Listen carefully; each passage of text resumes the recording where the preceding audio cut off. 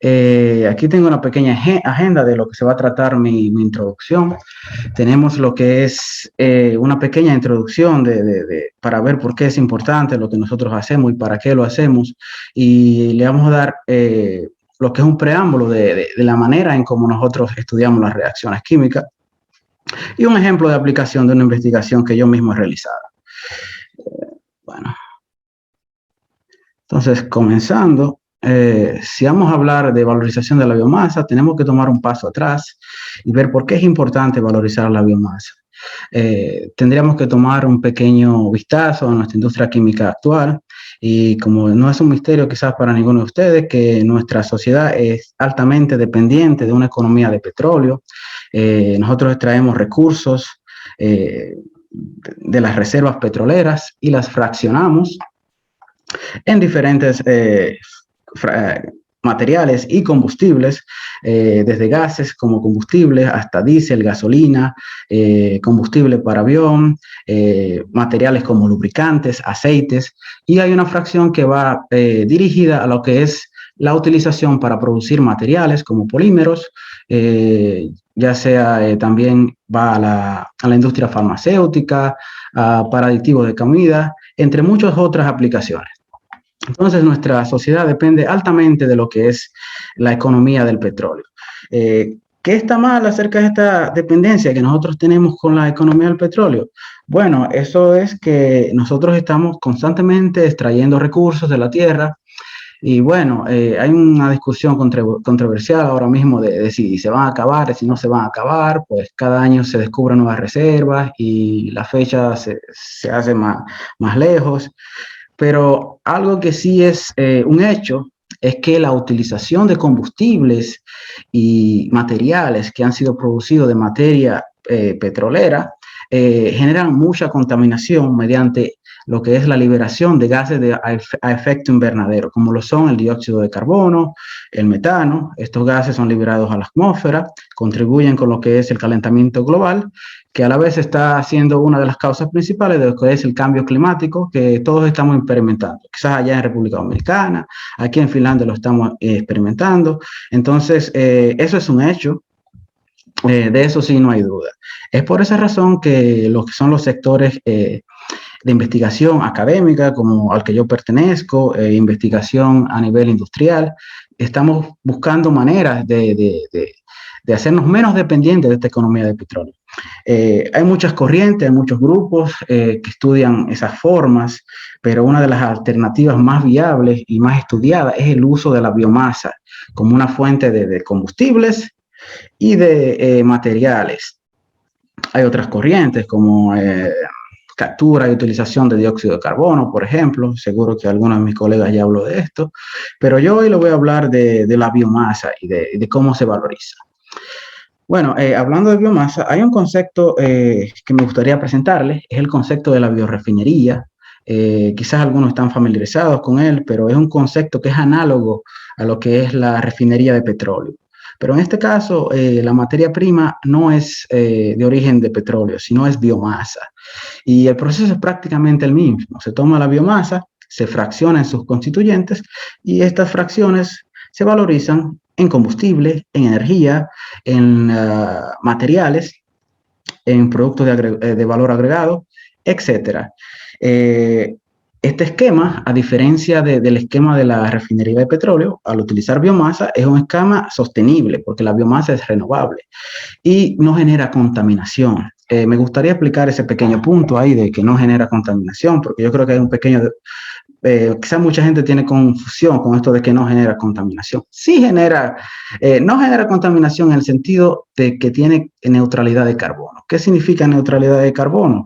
Pues les voy a poner un ejemplo muy puntual. Usted toma un árbol y usted hace leña de ese árbol. Cuando usted hace combustión con esa leña, ese dióxido de carbono que se desprende de ese proceso es el mismo dióxido de carbono que ese árbol absorbió durante su crecimiento. Eso quiere decir que ese dióxido de carbono que se está liberando ahí está simplemente volviendo donde estaba y que no está aumentando el balance de dióxido de carbono. Usted siembra un nuevo árbol y ese nuevo árbol, cuando crezca, va a absorber ese dióxido de carbono que la leña se está haciendo quemar. Esto es lo que llamamos neutralidad de carbono. Y por eso es que la biomasa, a diferencia de lo que son los recursos de petróleo, no genera una contaminación, o muy poca, para ser más cuidadoso. Bueno, ya hablando de algunos ejemplos de biorefinería, está lo que es la pirólisis, y esto es como, yo creo que este es uno de los mejores ejemplos de la biorefinería. En una unidad de pirólisis, la materia prima normalmente son desechos de la agricultura, también pueden ser desechos industriales, municipales, por ejemplo, paja de coco en una industria donde se utilice coco. La unidad de pirólisis lo que hace es algo parecido a lo que hace la refinería de petróleo. Toma la biomasa, la fracciona en 3 diferentes fracciones, en gases, en bioaceite y en sólidos. Los gases pueden ser utilizados para combustión, pero también pueden ser utilizados para la producción de otros combustibles, como hidrógeno es producido de aquí. Y bueno, y los bioaceites pueden ser utilizados para muchísimos otros procesos de valoración. Igual los residuos sólidos. Ese es un ejemplo de la biorefinería. Ahora hablemos un poco de la biomasa. Bueno, quizás ustedes ya están familiarizados, pero la biomasa, los principales constituyentes de la biomasa lignocelulósica están aquí: la lignina, la hemicelulosa, la celulosa y sus proporciones. También hay lo que son los extractos, que de eso vamos a hablar más adelante. Y una de las buenas cosas de la biomasa es que es renovable, es abundante, no tóxica, y los productos que se generan a partir de ella son biodegradables. Vamos ahora a ir paso por paso, ver la biomasa. Tenemos la lignina. Primero que nada, primero se deben fraccionar las distintas componentes de la biomasa, y una vez están separados, aquí se puede observar qué es cada uno de ellos. Primero, la lignina es un gran macropolímero, pero se ha identificado que está compuesto principalmente de estas 3 unidades que se pueden ver aquí, que son alcoholes fenólicos oxigenados principalmente. Y si se desea valorizar ligninas, el primer paso sería depolimerizarla en estas unidades constituyentes. Entonces, luego estas 3 unidades constituyentes se pueden transformar mediante reacciones químicas en otros productos. Algunos ejemplos de rutas de valoración de la lignina, por ejemplo, una vez ya se ha depolimerizado sus unidades, mediante reacciones como oxidación, decarboxilación, hydrodeoxygenation, hidrogenación, rutas biológicas y amidación, por ejemplo, se pueden obtener materiales como polímeros, combustibles de aviones, gasolina y un número de productos químicos de alto valor. Ahora, si tomamos un pequeño vistazo a lo que es la hemicelulosa también es un macropolímero, pero en este caso está conformado de distintas unidades tipo azúcares, como se pueden ver aquí, desde C6 hasta C5. Y la proporción en la que estos se encuentran va a depender muchísimo del origen de esa biomasa. Y al igual que la lignina, si esta se desea valorizar, el primer paso sería depolimerizarla en sus constituyentes. Y en este caso, la depolimerización se realiza mediante hidrólisis de la hemicelulosa. Esta hidrólisis es mayormente hidrólisis ácida, y también puede ser enzimática. Y una vez se tienen los constituyentes de la hemicelulosa, estos se pueden valorizar mediante diferentes reacciones químicas y también procesos biológicos como la fermentación. De igual manera, si ahora tomamos un pequeño vistazo a lo que es la celulosa, la otra parte de la gran mayoría de lo que es la biomasa lignocelulósica, es un macropolímero, también una gran macromolécula, pero en este caso está constituido mayormente de lo que es glucosa. Este se polimeriza de la misma forma que la hemicelulosa, mediante hidrólisis ácida o enzimática, y puede ser valorizada en un sinnúmero de productos de alto valor, como son los alcoholes, ácidos carboxílicos, entre muchos otros que tienen aplicaciones en lo que son, por ejemplo, el área de la farmacéutica, para la síntesis de polímeros, para lo que es revestimiento, pesticidas, entre muchísimas otras aplicaciones. Entonces, aquí ya hemos visto un pequeño digamos, resumen de muchas de las aplicaciones que tiene la biomasa y los constituyentes de la biomasa. Están los extractivos también, que estos son simplemente compuestos que pueden ser extraídos mediante extracción simple con solventes. Algunos de ellos son, por ejemplo, ácidos grasos, azúcares simples, compuestos fenólicos, entre muchos otros. Y como había mencionado, estos son aproximadamente un 5% en lo que es la biomasa lignocelulósica. Sin embargo, hay casos especiales de biomasa donde estos se encuentran en mayor proporción, como son, por ejemplo, la biomasa de origen graso. Aquí usted puede tener una alta composición de lo que son ácidos grasos, por ejemplo. Y también se valorizan mediante transformaciones químicas o transformaciones biológicas. Muy bien, entonces ya yo le he dicho a ustedes, ok, la biomasa es buena, no genera contaminación, es renovable, y entonces uno se pregunta, ¿y por qué no se está utilizando actualmente? ¿Por qué todavía seguimos utilizando petróleo para producir, por ejemplo, productos químicos que se pueden producir de la otra forma? Y la respuesta es muy simple, es que las tecnologías actuales para convertir esas biomasas en productos que nosotros necesitamos no están totalmente desarrolladas. Nos encontramos con lo que son rendimientos pobres de productos en la mayoría de los casos. Hay algunas que sí están, pero en su mayoría tenemos lo que es muchas etapas para llegar al producto final. Tenemos que las reacciones son bastante lentas en el estado actual, y eso, en otras palabras, se traduce en lo que es costos. Entonces, es por esa razón que sectores científicos como academia y los sectores industriales nos dedicamos a lo que es estudiar estas rutas con el objetivo de que algún día esas rutas sean eficientes y tengan una buena calidad, y podamos bajar el costo de estas rutas, y algún día puedan llegar allá al gran escenario y competir en lo que es la industria en sí. Para ponerle, por ejemplo, algo muy puntual que yo, bueno, vine a saber en estos días, hidrógeno, que es un área de investigación muy amplia aquí en Europa. Hay muchísima gente trabajando en esto. 1 kilogramo de hidrógeno que es producido a partir de lo que son fuentes de origen de petróleo cuesta alrededor de $1. Pero el mismo kilogramo de hidrógeno, si es producido a partir de gas de síntesis de la pirólisis, que viene de la biomasa, cuesta alrededor de 5. Entonces ya ustedes ven una de las razones por las cuales nosotros necesitamos investigar estos procesos para disminuir los costos. Pero yo estoy muy seguro de que en el futuro no muy lejano eso va a pasar. Bueno, ahora otro eje de mi presentación, que es la catálisis, quisiera discutir con ustedes.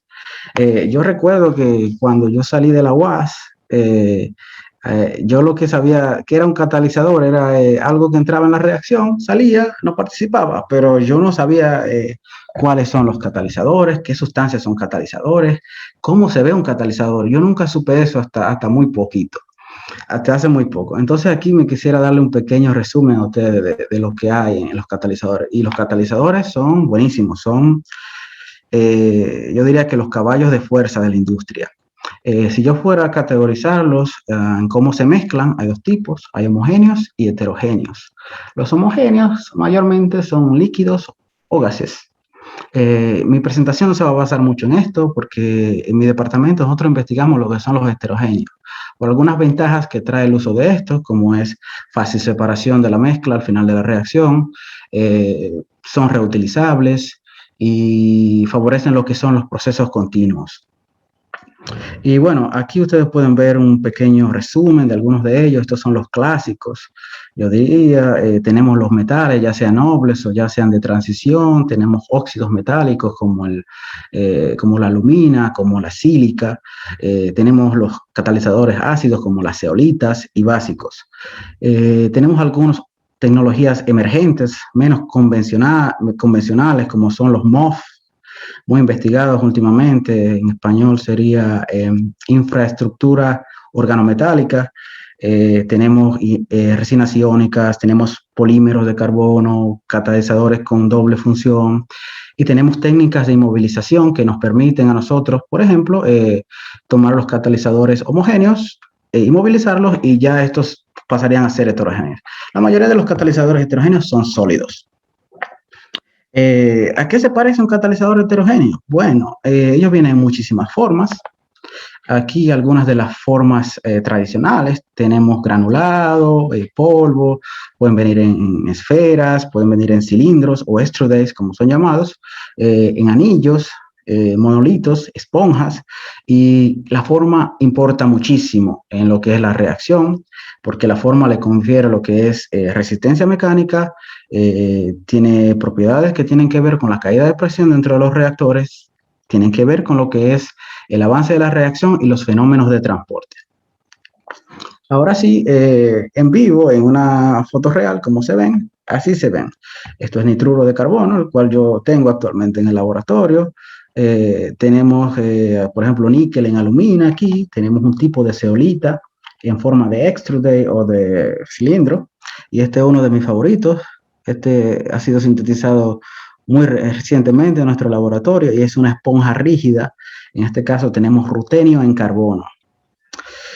Y bueno, eso era simplemente para mostrarle un poco cómo lucen los catalizadores, porque yo sé que quizás en este momento ustedes nunca han visto un catalizador, como yo, por ejemplo, en mi tiempo. Eh, y bueno, los catalizadores es otro aspecto de mi presentación que están ahí presentes y nos ayudan a lo que es mejorar la eficiencia de esos procesos que no son tan eficientes. Ahora, vamos a hablar del punto desde dónde, cómo nosotros investigamos las reacciones químicas en mi departamento. Bueno, digamos que yo le mostré muchísimas posibles reacciones que se pueden hacer con recursos de la biomasa. Digamos que usted quiere investigar una en particular. Entonces, hay varias cosas que usted debe considerar. Una de ellas es, por ejemplo, el sistema. ¿En qué sistema reaccional usted quiere estudiar esto? Para hacer esto, usted se basa o en experiencia previa, a veces tenemos experiencia previa ya en el laboratorio con este tipo de reacciones, o en la literatura. Los sistemas disponibles, por ejemplo, aquí les voy a mostrar, estas son fotos locales, estas no son fotos de internet, estos son equipos que tenemos disponibles en nuestro laboratorio, y estos son equipos que si usted va algún día a un laboratorio de investigación, los va a ver, porque son muy comunes, son bastante usados por su versatilidad. Tenemos los reactores tipo batch, lo hay de diferentes formas. En esta imagen aquí a la izquierda podemos ver un reactor tipo batch en cristal. Este es muy útil, muy versátil, permite estudiar lo que son cinéticas de reacciones que no necesitan condiciones elevadas de temperatura y presión, y es un reactor con una doble chaqueta de calentamiento. Funciona con un termostato, un agitador mecánico y un condensador para no dejar escapar lo que son los vapores. Este es muy bueno para el estudio cinético de algunas reacciones. También los tenemos en paralelo. Este es muy bueno cuando le ayuda a ahorrar tiempo, pero no siempre se puede utilizar con ciertas reacciones que son un poco, digamos, tricky. Pero es muy bueno. Por ejemplo, usted podría estudiar una misma reacción utilizando varios catalizadores, utilizando diferentes condiciones al mismo tiempo.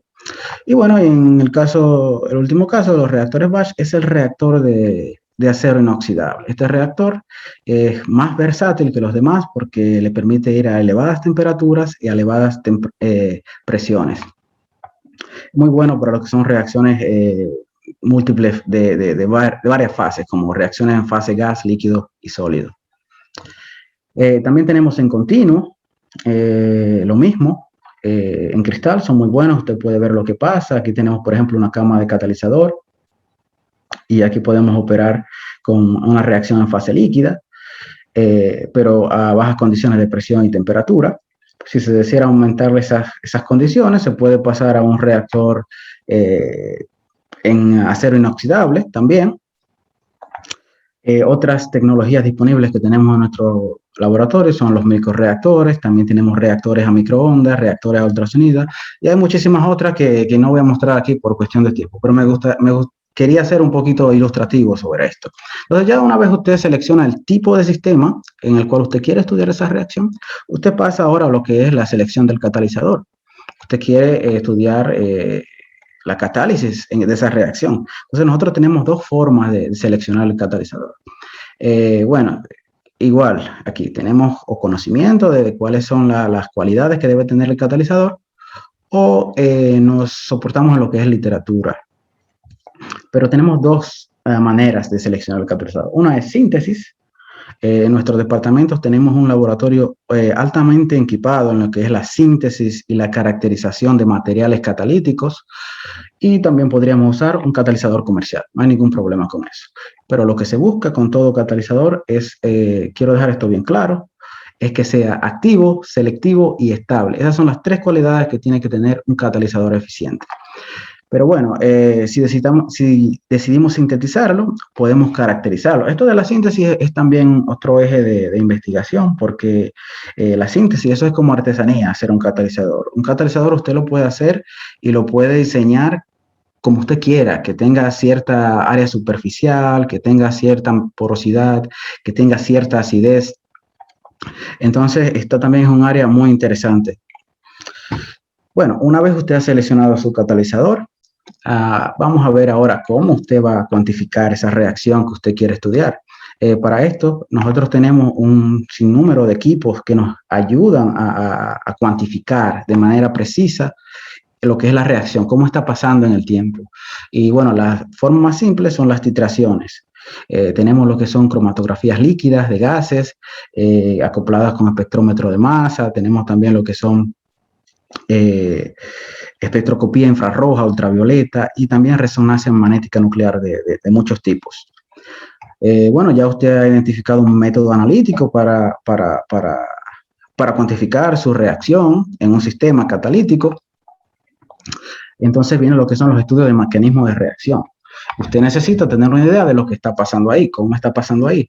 A veces se puede ver de forma experimental cuáles son los productos que se generan en una reacción y los intermediarios mediante técnicas analíticas, otras veces no.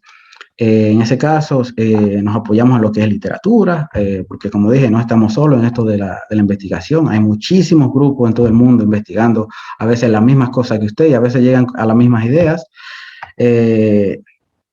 Existen otro tipo de teorías, por ejemplo, este es un enfoque teórico que se llama teoría de densidad funcional, que es un método de modelización cuántica que, bueno, que predice las diferentes rutas a partir de lo que son energías de activación. Y existen otros métodos como in situ y estudios trascendentales. Bueno, entonces ya usted tiene una idea de cómo está pasando la reacción. Eso le va a ayudar a usted a entender cómo mejorarla. Y otro aspecto que nosotros investigamos en nuestro laboratorio son lo que es la modelización matemática de los sistemas de reacción, digamos, determinación de parámetros cinéticos. Cuando yo digo determinación de parámetros cinéticos, ¿a quiénes me refiero? A lo que es la constante cinética, a que lo que son las constantes de equilibrio, ya sea químico o físico. En el caso de los físicos serían constantes de absorción y desorción en catalizadores, y la energía de activación de todas las reacciones que están pasando en un sistema. ¿Cómo hacemos esta modelización matemática? Bueno, para eso nos apoyamos de algunos software. Aquí ustedes ven algunos de los más comunes usados entre los grupos que estudiamos lo que es la modelización. Y bueno, se requiere un nivel mínimo de programación para poder hacer esto. Aquí tengo un pequeño ejemplo que he extraído de un pequeño curso de un amigo. Vemos aquí, por ejemplo, lo que es la reacción de esterificación de un ácido con un alcohol. Esta reacción usted podría estudiarla usando diferentes condiciones, por ejemplo, de temperatura. Usted va a obtener data que a través de análisis, digamos, concentración en el tiempo de los reactivos y de los productos que se van formando. Esta data que usted obtiene, usted la va a comparar con un modelo matemático a partir de lo que es un balance de materia en el reactor, ya sea el tipo de reactor que usted tenga, y una expresión cinética que usted va a derivar a partir de mecanismos. Y bueno, ese modelo, que es un sistema de ecuaciones diferenciales, usted va a tratar de ajustarlo a su data experimental. Y ese ajuste le va a dar a usted lo que son las constantes que ya habíamos descrito. Estos modelos cinéticos matemáticos son muy útiles para los siguientes pasos, como por ejemplo ir de la escala experimental hasta la escala industrial, y también para tener un mejor conocimiento de la reacción. y optimizarla.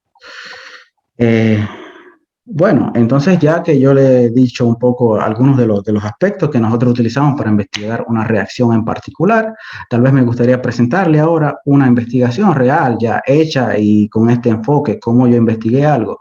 Esta investigación yo realicé hace varios años, Fabián ya la presentó en mi currículo, pero esta consiste en la epoxidación directa de aceites vegetales con peróxido de hidrógeno.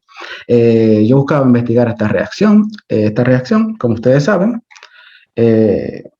aceites vegetales son biomasa, vienen de fuentes de biomasa y tienen todas las características de la biomasa.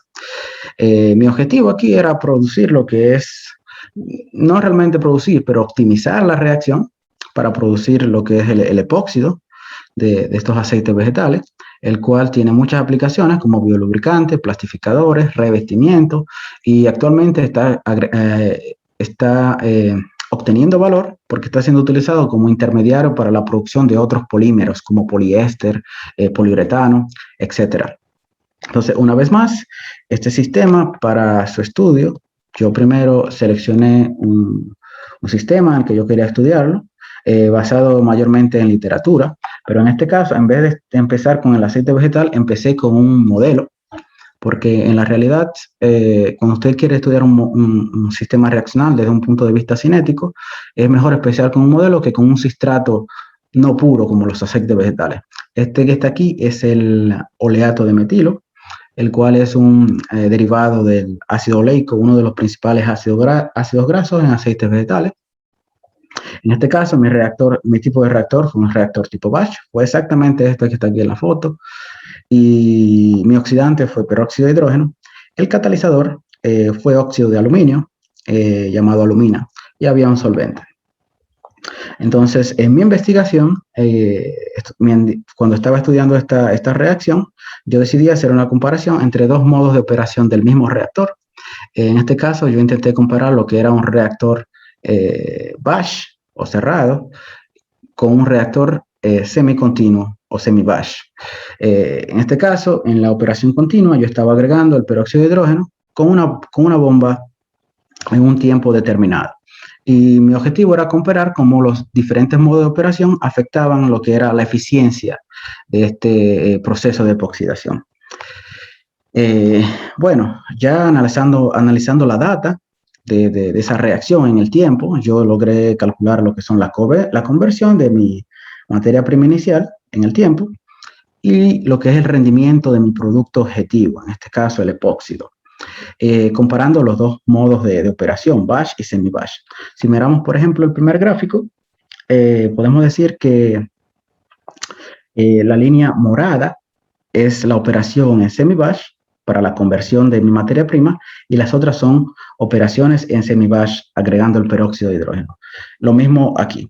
Y viendo un poquito así rápido, se puede uno dar cuenta muy rápido que la operación en semi-batch mejora de manera significativa lo que es mi conversión y también mi rendimiento de producto en más de un 30%.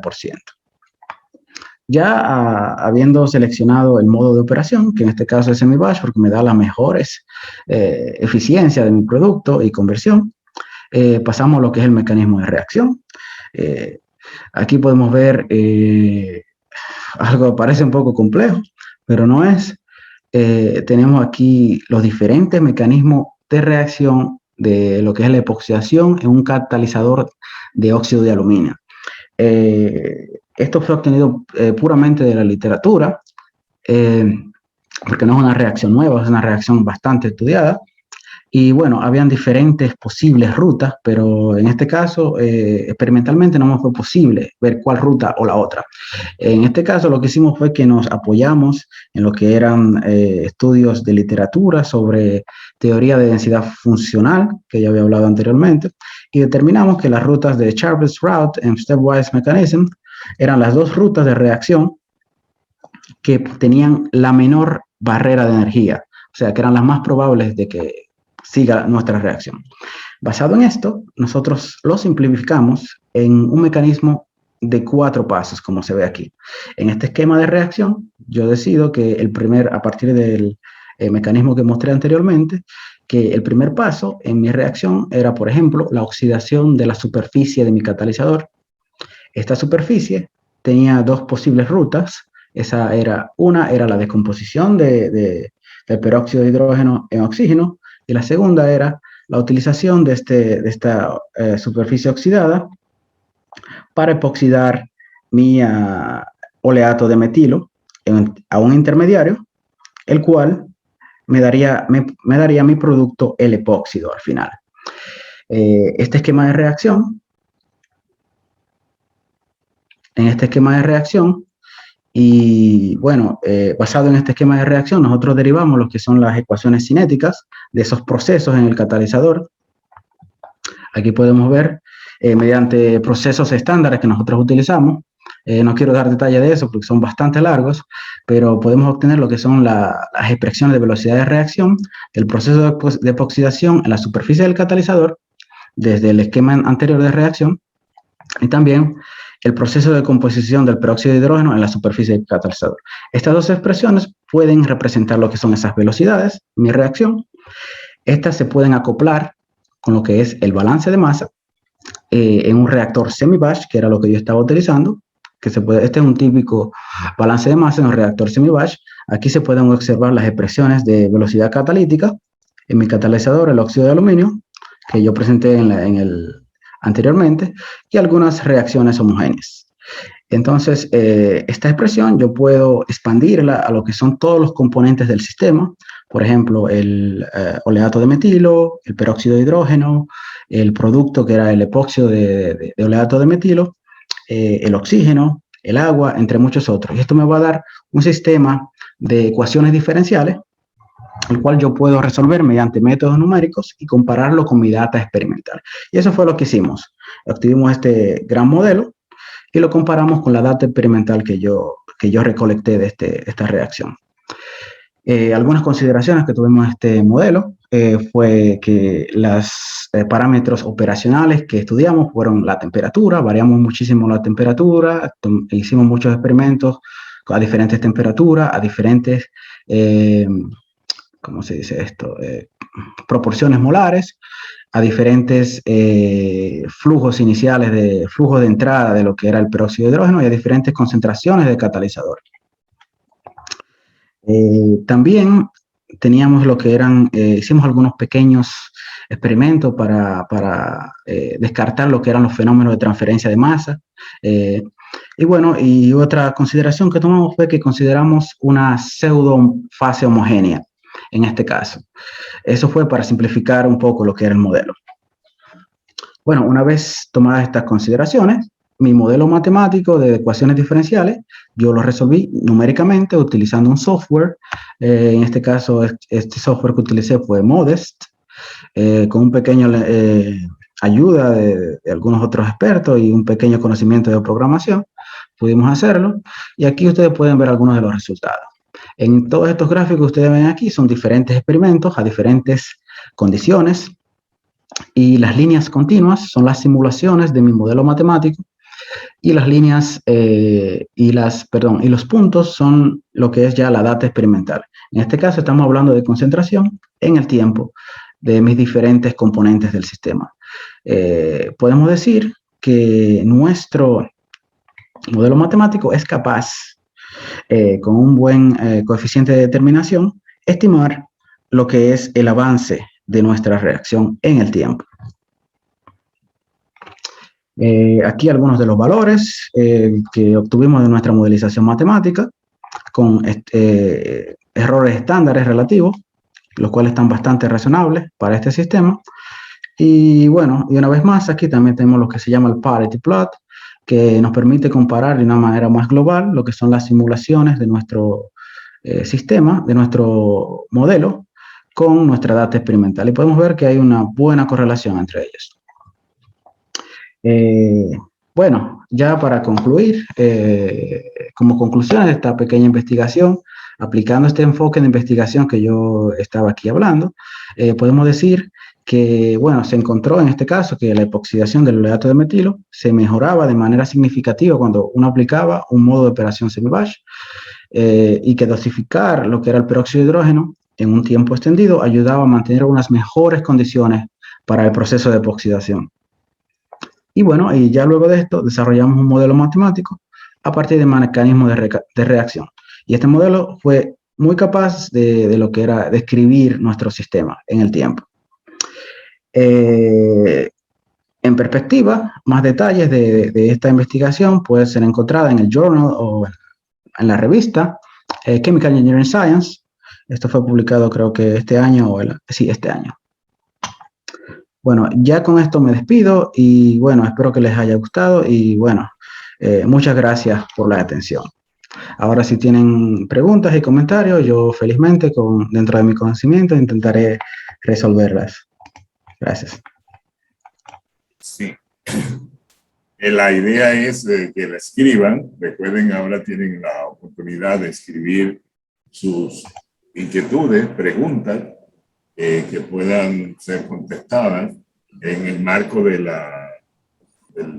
lo que nos ha mostrado Wander, como él explicó bastante bien cuáles fueron los pasos de su investigación, las cosas que se toman en consideración, etcétera, etcétera. Pero yo voy a romper el hielo y te preguntaría, ¿cuál ves tú que es la potencialidad de la aplicación de tu investigación en nuestro país? Bueno, en nuestro país, bueno, si nos fijamos en esa investigación que yo realicé en lo que son los aceites vegetales, esa investigación se puede extender muchísimo en el sentido de que los aceites vegetales cambian muchísimo dependiendo del área en el que se encuentre. Allá la materia prima de la biomasa es bastante diferente de la que tenemos aquí. Por ejemplo, yo he trabajado aquí con lo que son aceites que se consiguen a partir de la industria forestal, porque es bastante abundante aquí. Quizás allá tenemos otros aceites que son más abundantes. En ese caso, la misma investigación se podría realizar con otros aceites y posiblemente los resultados sean diferentes. Esa es una de las ese tipo de investigaciones podría volver a realizar allá en ese caso. Y bueno, las aplicaciones en sí quedan un poco en limitado, porque como yo estaba diciendo, esto de la investigación es un proceso lento y conlleva mucha investigación. O sea, yo investigué aquí y yo mostré que el modo de operación del reactor importa. Pero eso quiere decir que, bueno, yo utilicé semi-batch. Pero podemos utilizar un reactor en loop, podemos utilizar un reactor continuo, podemos utilizar un reactor con tecnología de identificación, como microondas, por ejemplo. Entonces, hay muchos ejes que se podrían estudiar también allá. Sí. O sea que tú le ves aplicaciones, diríamos, concretas en nuestro país. Yo imagino que aquí la parte de la cinética y esas cosas debería mejorarse, tener un buen equipamiento en términos del laboratorio. Sí, porque algo que se debe entender es que esto de la modelización cinética es muy importante para lo que es llevarlo a aplicación industrial. No hay proceso industrial que no tenga modelo cinético. Sí, porque quizás usted ve en los libros que, entró esto, salió esto y la conversión es tanto. Pero eso no es así, en verdad. Las cosas pasan en tiempo real. Exacto. Detrás de eso hubo modelización matemática a escala de laboratorio, luego a escala piloto y luego a escala industrial. Bueno, pero bueno, acá tenemos una pregunta. Sí. Nos dice Ezequiel que si solo puede haber equilibrio de carbono en la biomasa, y si es así, ¿por qué en el petróleo no lo hay? ¿Por qué en el petróleo no lo hay? Ok, esa es una pregunta interesante. Bueno, me gustaría tal vez ir un poco más atrás en mi presentación. Buena pregunta. Esa es una cosa que yo no sabía hasta muy poco tiempo, de por qué la biomasa era tan buena. Pero esto de la neutralidad de carbono es una de las razones principales, no solamente es de que sea renovable. ¿Por qué no hay neutralidad de carbono en lo que es la extracción de petróleo? Porque en este caso estamos extrayendo petróleo, estamos quemándolo, ese dióxido de carbono se va a la atmósfera y no se recupera. Eso quiere decir que estamos utilizando algo y no estamos reponiéndolo. En este caso, en el caso de lo que es la biomasa, tenemos un árbol, por ejemplo, lo utilizamos, este libera dióxido de carbono y yo tengo la capacidad de sembrar un nuevo árbol. Este nuevo árbol va a absorber el mismo dióxido de carbono que ese árbol muerto liberó. En el caso del petróleo no es lo mismo, no se puede hacer eso. No podemos tomar el dióxido de carbono que los combustibles del petróleo generan y volverlos de nuevo petróleo. Por eso no hay neutralidad de carbono en esa parte. Bueno, vamos a ver, la gente se está incentivando. Dice Werner, el uso de la biomasa para la creación de aceites vegetales, ¿en qué tipo de plantas se podría utilizar? ¿Y no crearía una deforestación masiva en el país si este producto llega a volverse uno de los productos más exportados? Bueno, si vamos a hablar de eso, hay una gran controversia con eso.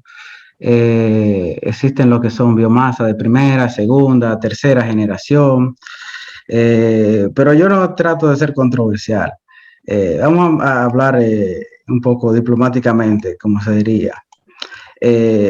Bueno, sí, es cierto que lo que es el uso directo de aceites vegetales tiene un poco de competencia con la alimentación y también puede tener competencia con los espacios para otros cultivos. Eso es 100% cierto, pero como yo estaba diciendo, por ejemplo, en mi concepto de biorefinería, se busca, por ejemplo, partir de lo que son desechos de la agricultura y desechos industriales. En ese caso, ya no se tendría ningún problema en ese sentido. Por ejemplo, aquí en Finlandia, tenemos una industria forestal bastante amplia y de esta industria forestal uno de los desechos principales son ácidos grasos. Estos se pueden utilizar directamente, incluso ya tenemos estudios con ese tipo de aceite. Y en el peor de los casos, también están las biomasas de tercera generación, llámese aceite de extracto de algas, que no tendrían ya este efecto. La profesora Chacota manda saludos. Muchísimas gracias. Y hace una pregunta interesante porque dice, ¿puede hablarnos del proceso de entrenamiento en el uso y manejo de los diferentes reactores antes de iniciar propiamente la investigación? ¿Qué tiempo llevó y cómo fue el proceso? Bueno, en verdad, lo que es el manejo de los procesos depende mucho de su tema de investigación. Si usted, por ejemplo, está estudiando algo que todavía no tiene, no está al nivel de ir a reactores continuos, porque para reactores continuos se necesitan que las reacciones sean un poco más rápidas, lamentablemente tiene que ir con el reactor batch, o no lamentablemente, pero ese es el que le toca en ese sentido. Pero depende un poco mucho también del nivel al que la tecnología esté desarrollada. ¿Cuál reactor usted va a utilizar? Ok, en ese mismo sentido, aprovechando la inquietud de la profesora, ¿piensas tú que el nivel de preparación con el que tú abordaste esos estudios superiores fue suficiente o había algunas falencias, algunas carencias en el conocimiento para tú entender el manejo de los reactores? Hubo que tirar muchas páginas para el otro lado, en verdad, tengo que admitir, porque yo entiendo que, como yo decía, es que la ingeniería química es muy amplia y no sé si quizás es que, por ejemplo, cuando uno está en la UA, es simplemente, es como la plataforma para que el avión despegue. O sea, ese es simplemente un escalón. Pero si usted quiere entrar en detalle, si usted quiere entrar al área de los reactores, como yo entré ahora, ese es un área amplísima y hay muchísimos aspectos. Por ejemplo, yo decía que yo nunca había visto un catalizador cuando yo salí de la UAS. Yo ni sabía cuáles eran catalizadores comunes. Y lo vine a saber hasta poco y llegué hasta a sintetizarlo y a desarrollarlo. Entonces, si se ve por esa parte, podríamos decir que sí, pero ¿cómo se podría mejorar? Eso tendríamos que discutirlo. En el caso de las reacciones químicas, creo que nos falta un poco de entender la cinética un poco más. Perfecto. Y tenemos otra pregunta, y es de César Martínez. Dice, con el cambio climático, hemos visto un incremento en la cantidad de sargazos que llega a nuestras costas. ¿Conoce de algún estudio que haya utilizado esta planta para posiblemente utilizarla para producir aceite y biomasa que puedan ser incorporados a procesos similares? ¿Tú recuerdas lo que yo decía de que a veces en la comunidad científica, científicos piensan de forma igual? Pues fíjate que hace como una semana yo estaba hablando con mi jefe aquí en mi laboratorio y estábamos hablando de exactamente de eso. El sargazo. Sí, del sargazo y de cómo utilizarlo. Pues yo él he visto un poquito, no he visto mucho, en verdad. Estaba leyendo un poco en la literatura a ver si habían algunos estudios desde el enfoque de investigación que nosotros utilizamos y no vi mucha cosa, en verdad. Entonces, nosotros tenemos un poco mucho interés en eso, en verdad. Y uno de tal vez mis sueños es cuando yo vaya allá, llevarme un buen poco de ese sargazo y traerlo para acá. Sí, Sí, es de clima tropical. Sí, porque es un problema actual, es contaminación y si Sí. se puede valorizar mediante rutas de transformaciones químicas, nosotros tenemos equipos de extracción donde podemos fraccionarlo, extraer los diferentes componentes y ver si se pueden valorizar. Pero sí, esa es una de las cosas que hemos estado considerando y en la literatura, lo poquito que vi, no vi absolutamente nada. Entonces yo creo que tendría mucha validez hacer una investigación con lo que es el sargazo. Okay. Otra pregunta, dice, se mencionó que la problemática de la aplicación de la biomasa para obtener combustible son las limitaciones tecnológicas. Hasta el momento, ¿se ha estado desarrollando alguna tecnología para este fin? En caso de que la respuesta sea sí, ¿cuál o cuáles se están desarrollando? Bueno, ese es un proceso bastante largo, como yo había dicho. El problema con las tecnologías actuales es que, bueno, carecen en eficiencia, ya sea las reacciones son muy lentas o se requieren muchísimas etapas para llegar a ese combustible. Como por ejemplo, fíjese una lignina. Una lignina hay que depolimerizarla primero. Y la depolimerización de la lignina no es un proceso fácil. Se puede hacer mediante oxidación catalítica, reducción catalítica, también hay tratamientos térmicos. Y luego de que eso se polimeriza, entonces ahí es que vamos a hablar de lo que es, ¿dónde está? Hidrodeoxigenación para generar combustible, por ejemplo. Entonces son muchos procesos y lamentablemente el estado actual no es eficiente. Y si sí se generan algunas tecnologías, bueno, sí, cada año hay nuevas investigaciones, pero es como yo digo, aún no hay una tecnología que sea lo suficientemente eficiente y que tenga los costos para competir con las tecnologías existentes a partir de derivados de petróleo. Hay algunos casos que sí, no se puede hablar en general, pero en la mayoría no.